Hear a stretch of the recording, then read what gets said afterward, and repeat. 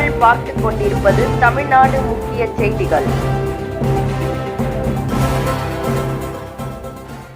அடுத்த பரிமாணமா இன்னைக்கு அதை மேம்படுத்தி நம்முடைய உங்களுடன் ஸ்டாலின் அப்படிங்கிற ஒரு திட்டத்தை வந்து மாண்பு முதலமைச்சர் அவர்கள் நாளை, அதாவது ஜூலை 15ஆம் நாள் வந்து தொடங்கி வைக்கிறாங்க.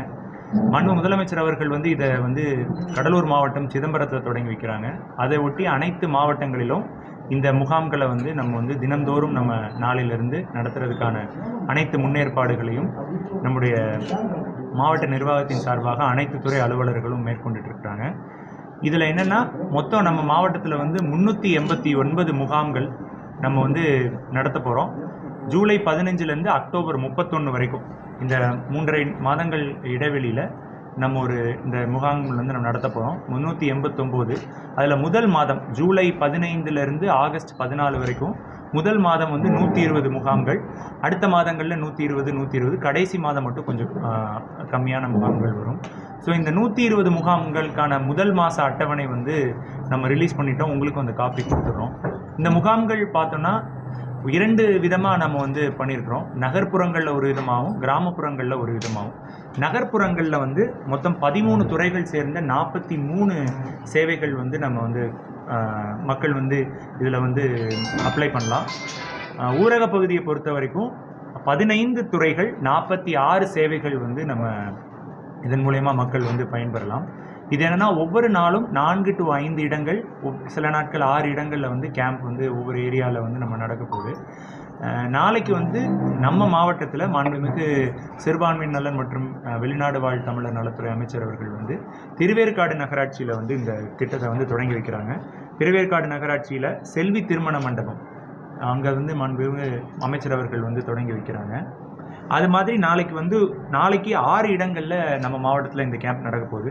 ஒன்று ஆவடி மாநகராட்சி மிட்டனமல்லி சமுதாய கூடம் 1, 2வது நான் சொன்ன மாதிரி திருவேற்காடு நகராட்சி, 3வது ஊத்துக்கோட்டை பேரூராட்சியில் பழனி பிரேமலதா திருமண மண்டபமில், 4வது எல்லாபுரம் வட்டாரம் கன்னிகைப்பேர் பஞ்சாயத்து அலுவலகம் அருகில் வந்து நடக்க போகுது, 5வது வந்து வில்லிவாக்கத்தில் பிபிஆர்சி பில்டிங் அடையாளம்பட்டில் வந்து நடக்க போகுது, 6வது வந்து பூந்தமல்லி வட்டாரம் நசரத்பேட்டையில் உள்ள வட்டார நாடார் இளைஞர் சங்க திருமண மண்டபம். இந்த 6 இடங்களில் நாளைக்கு ஃபஸ்ட் டே ஸ்டார்ட் பண்ண போகிறோம். பட் ஒவ்வொரு நாட்களுமே எல்லா இடங்கள்லையும் ஒரு 6 to 7 கேம்ப் வந்து நம்ம ரெகுலராக நம்ம பண்ண போகிறோம். அந்த டீட்டெயில்ஸ் உங்களுக்கு கொடுத்துட்றேன். நம்முடைய பத்திரிகை நண்பர்களும் அதை தெரிஞ்சுக்கலாம். இந்த கேம்போட மிக முக்கியமான சிறப்பம்சம் என்னென்னா, ஒவ்வொரு கேம்புக்கும் ஒரு வாரத்துக்கு முன்னாடி நம்ம வந்து தன்னார்வலர்கள் மூலியமாக அந்தந்த பகுதிகளில் இப்போ எங்கே கேம்ப் நடக்குதோ அதுக்கு வந்து இப்போ நகர்ப்புறமாக இருந்தால் ஒரு 2 வார்டுகள், இல்லை கிராமப்புறமாக இருந்தால் அந்த ஊராட்சிகள், இந்த மாதிரி நம்ம வரையறுத்துட்டு அந்த ஊராட்சிகளில் இருக்க அனைத்து வீடுகளுக்கும் போய் நம்முடைய தன்னார்வலர்கள் வந்து ஒரு பேம்ப்ளெட் கொடுக்குறாங்க. இப்போ நீங்கள் ஊரக பகுதியில் பார்த்தீங்கன்னா ஒரு ப்ளூ கலரில் ஒரு பேம்ப்ளெட் இருக்கும். வெரஸ் நம்மளுடைய அர்பன் பகுதியில் பார்த்தீங்கன்னா ஒரு ரெட் கலரில் ஒரு பேம்ப்ளெட். இந்த 2 பேம்ப்ளெட் வந்து கொடுக்குறாங்க. இந்த 2 பேம்ப்ளெட்டில் என்னென்ன சேவைகள் வந்து மக்கள் வந்து பயன்பெறலாம் அப்படிங்கிற ஒரு விஷயத்தை வந்து நம்மளுக்கு சொல்லியிருக்கிறாங்க. அதை வந்து மக்களுக்கு எடுத்துரைத்து அவங்கள்ட்ட வந்து ஒரு அட்டண்டன்ஸ் ஷீட்டில் கையெழுத்தம், ஏன்னா நம்ம தன்னார்வலர்கள் வீட்டுக்கு போகிறாங்களா அப்படிங்கிறத என்ஷூர் பண்ணுறதுக்காக ஒரு அட்டண்டன்ஸ் ஷீட்லையும் போய் இதை எக்ஸ்பிளைன் பண்ணி கையெழுத்து வாங்க சொல்லியிருக்கிறோம். அதே மாதிரி ஆப்லையும் என்ட்ரி போடுறோம். ஆப்லையும் நம்ம இங்கேருந்து கண்காணிக்கிறோம். ஒரு நாளைக்கு நம்ம இங்கேருந்து பிரித்து கொடுக்குறோம். ஒரு தன்னார்வலர்கள் வந்து ஒரு 60 to 70 வீடுகள் போகணும் அப்படின்ட்டு பிரித்து கொடுக்குறோன்னா அந்த வீடுகள் அவங்க போனாங்களா, அந்த அட்டண்டன்ஸ் ஷீட்டை வந்து நம்ம வந்து ஃபில் பண்ணியிருக்காங்களா அப்படிங்கிற டீட்டெயில்ஸையும் நம்ம வந்து கண்காணித்து டெய்லி வந்து நம்முடைய துணை ஆட்சியர் சமூக பாதுகாப்பு திட்டங்கள் மூலியமாக இதை வந்து நம்ம வந்து செயல்படுத்திகிட்டு இருக்கோம். அதே மாதிரி ஒவ்வொரு பிளாக்குக்கும் ஒவ்வொரு கேம்புக்கும் ஒரு சூப்பர்வைசர் போட்டு அந்த தன்னார்வலர்களோட ஆக்டிவிட்டீஸை அவங்களும் மானிட்டர் பண்ணிகிட்டு இருக்கிறாங்க. ஸோ இப்போ இது வந்து நம்ம வந்து ஒரு ஃபுல் லே அவுட் வந்து கவர்மெண்ட் வந்து கொடுத்துருக்குறாங்க. ஸோ அனைத்து துறைகளும் அங்கே வந்து உட்காருவாங்க. நாளைக்கு அந்த துறையோட அலுவலர்கள் எல்லாம் அங்கே இருப்பாங்க. மக்கள்கிட்ட வந்து நம்ம என்ன சொல்கிறோன்னா, நீ இந்த டேயில் அந்த 46 சேவைகளில் உங்களுக்கு எத்தனை சேவைகள் வேணாலும் அப்ளை பண்ணலாம். இப்போ ஒருத்தருக்கு 2-3 தேவைகள் இருக்கும், உங்களுக்கு 4-5 கூட இருக்கும். அந்த மாதிரி இருக்கிற தேவைகள் எல்லாத்தையுமே அவங்க வந்து அங்கே நம்ம ஒரு அப்ளிகேஷன்ஸ் ஃபார்ம்ஸும் நம்ம கொடுத்துருவோம். அந்த அப்ளிகேஷன் ஃபார்மை ஃபில் பண்ணி அதுக்கோட ஒப்புகை சீட்டை வந்து அங்கே இருக்கிற அலுவலர்கள் கையெழுத்து போட்டு அவங்களுக்கு கொடுத்துருவாங்க. நம்ம இதை ஆன்லைனில் என்ட்ரியும் போடுறோம். இதில் வந்து ரொம்ப முக்கியமானது ஒரு விஷயம் என்னென்னா, மக்கள் வந்து அதிகமாக கேட்டுட்டு இருக்கிறது கலைஞர் மகளிர் உரிமை தொகை. இந்த கலைஞர் மகளிர் உரிமை தொகை வந்து விடுபட்ட நபர்களுக்கு வந்து கொடுக்கப்படும் அப்படின்னு நம்ம மாண்புமிகு முதலமைச்சர் அவர்கள் சட்டமன்றத்தில் அறிவிச்சிருக்கிறாங்க.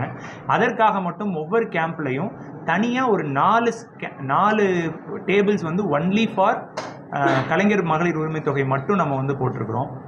அதில் வந்து முக்கால்வாசி இடங்கள் என்னென்னா மக்கள் வந்து அதிகமாக அந்த கலைஞர் உரிமை தொகைக்காக வருவாங்க அப்படிங்கிற நோக்கத்தில் அதை வந்து தனியாக ஒரு இடங்களில் கொஞ்சம் பிரித்து மற்ற துறைகள் சார்ந்த தேவைகள் கேட்குற மக்கள் வந்து இதனால் வந்து பாதிக்கப்படக்கூடாதுங்கிறதுக்காக இதை தனியாக ஒரு டேபிள் தனியாக ஒரு இடங்களில் வைக்கிற மாதிரி நம்ம அறிவுறுத்திருக்கிறோம், எங்கெங்கெல்லாம் ஸ்பேஸ் அவைலபிளாக இருக்கும்.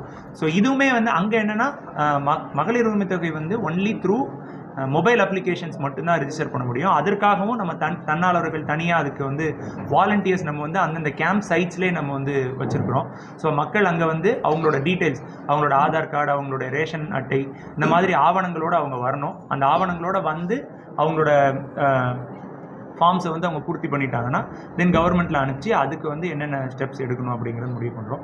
மற்ற அந்த கலைஞர் உரிமை தவிர மற்ற துறைகளுக்கான தேவைகளை நம்ம மாவட்டந்தோறும் தனியாக ஒவ்வொரு டிபார்ட்மெண்ட்லேயும் நம்ம வந்து அலுவலர்கள் போட்டு நம்ம மாவட்ட வருவாய் அலுவலர் வந்து அதற்கு மெயின் கோஆர்டினேட்டராக இருக்காங்க, தலைமை ஒருங்கிணைப்பாளராக. ஸோ அவங்க மூலியமாக அனைத்து துறைகளையும் கோஆர்டினேட் பண்ணி அந்தந்த ஹெச்ஓடிஸை வந்து இந்த ஒரு குறிப்பிட்ட கால அளவுக்குள் ஒரு 30 நாட்களுக்குள் அந்த கால அளவுக்குள் அவங்க அந்த தீர்வுகளை கண்டு அதை வந்து மக்களுக்கு வந்து அந்த தீர்வுகளுக்கு தேவைகளை நம்மளே வந்து போய் கொடுக்கணும் அப்படிங்கிற ஒரு நோக்கத்தில் அந்த திட்டம் தொடங்கி இருக்குது. பத்திரிகை துறை நண்பர்களுக்கும் ஊடகத்துறை நண்பர்களுக்கும் நம்ம மாவட்டத்தில் நடக்க போகிற இந்த கேம்புக்கு உங்களோட முழு ஒத்துழைப்பை தரணும் அப்படின்ட்டு மாவட்ட நிர்வாகத்தின் சார்பாக என்னோட வேண்டுகோள் வைக்கிறேன். நன்றி, வணக்கம். எல்லா துறை அதிகாரிகளும் அமர்ந்திருந்து அதை 15 நாட்கள்ல அந்த விண்ணப்பத்தில் தரப்பட்டா 15 நாட்கள்ல முடிக்கணும்னு சொல்றாங்க. ஆனா இதுவரைக்கும் அது அந்த மாதிரி நடந்ததா இல்லை. நிறைய பேர் அந்த பெட்டிஷனை திரும்ப திரும்ப கொடுத்த ஆளுங்களும் பார்க்க முடியுது. இப்ப இதுக்கும் அதுக்கு என்ன சார்? இப்ப இந்த 30 நாள்ன்றீங்க, இது 15 நாள் இல்ல, அப்படி இல்லை. ஜிடிபியில வந்து நம்ம வந்து சில பிரச்சனைகள் வந்து தீர்க்க முடியாத பிரச்சனைகள் திருப்பி மக்கள் வந்து கொடுத்துட்டே இருப்பாங்க. இப்போ ஃபார் எக்ஸாம்பிள் பட்டாலே பார்த்தீங்கன்னா ஒரு செட் ஆஃப் பீப்புள் மெய்க்காலில் இருப்பாங்க. அவங்க திருப்பி எங்களுக்கு வந்து நம்ம ரிஜெக்ட் பண்ணாலும் திருப்பி கொடுத்துட்டே இருப்பாங்க. ஸோ அந்த கொடுக்குறப்ப வந்து நம்மளுக்கு வந்து அது கொடுக்க முடியாத இடங்கள் இருக்கும். பட் அதுக்கும் மக்களுடன் முதல்வர் அண்ட் உங்களுடன் ஸ்டாலின் திட்டத்துக்கும் உள்ள மிகப்பெரிய டிஃபரன்ஸ் என்னென்னா இதில் வந்து பெட்டிஷன்ஸை வந்து நம்ம கேட்டகரைஸ் பண்ணுவோம். இப்போ ஒரு அலுவலர் பதில் கொடுக்குறாங்கன்னா இப்போ பதில் வந்து சில நேரம் அலுவலர்கள் வந்து சரியான பதில் இல்லாமல் சும்மா முடிச்சு வைக்கணுங்கிறதுக்காக ஒரு பதில் கொடுப்பாங்க. அது மாதிரி இல்லாமல் இந்த உங்களுடன் ஸ்டாலின்லையும் சரி, இதுக்கு முன்னாடி இந்த மக்களுடன் முதல்வர்லையும் நம்ம என்ன பண்ணோம்னா அவங்க கொடுக்குற ரிப்ளைஸை ஏபிசி அப்படின்னு நம்ம பிரித்தோம். ஸோ அந்த பதிலை வந்து ஒவ்வொரு பதிலையும் இங்கே எஸ்டிசி தலைமையில் இருக்கிற அலுவலர்கள் அதை பிரித்து பார்ப்பாங்க.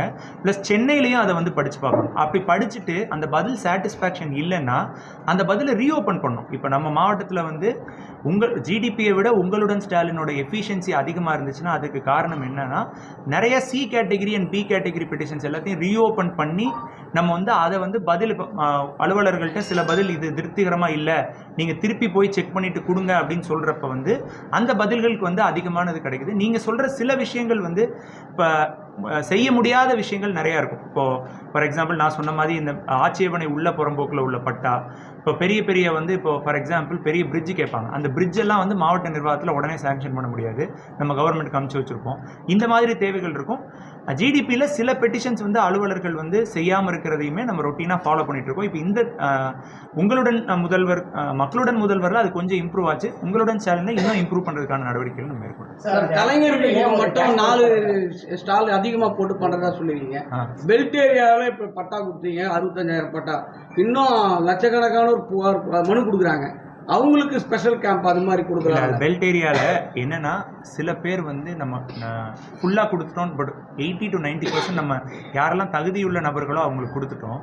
சில இடங்கள் என்னென்னா மக்கள் வந்து 5 வருடத்துக்கு குறைவான நேரத்தில் தான் அந்த இடத்துல வந்து செட்டில் ஆகிருக்கிறாங்க. அது ஒரு கேட்டகரி. இப்போ பார்த்தீங்கன்னா ரெட் ஹில்ஸ்லலாம் நிறையா வீடுகள் நம்ம ரிஜெக்ட் பண்ணது காரணம் அவங்க எல்லாமே வேறு இடங்களில் வேறு அந்த லேண்டை இன்னொருத்திட்டேருந்து வாங்கி 5 வருடத்துக்குள்ளே செட்டில் ஆகிருக்கிறாங்க. அவங்களுக்கு 5 வருடத்துக்கு மேலே அங்கே இருந்ததுக்கான ஆதாரமே எதுவும் இல்லை.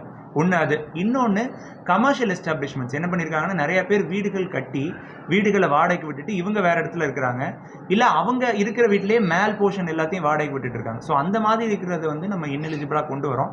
நீங்கள் சொல்கிற மாதிரி சில இன்னும் சில இடங்களில் இருக்குது. அதுவுமே வந்து இப்போ இதுலேயுமே பட்டா நம்ம போடுறோம். ஸோ பட்டா வந்து இதுலேயுமே ஒன் ஆஃப் தி இதாக இருக்குது. அதையுமே நம்ம வந்து சேர்த்து நடவடிக்கை எடுக்கிறது.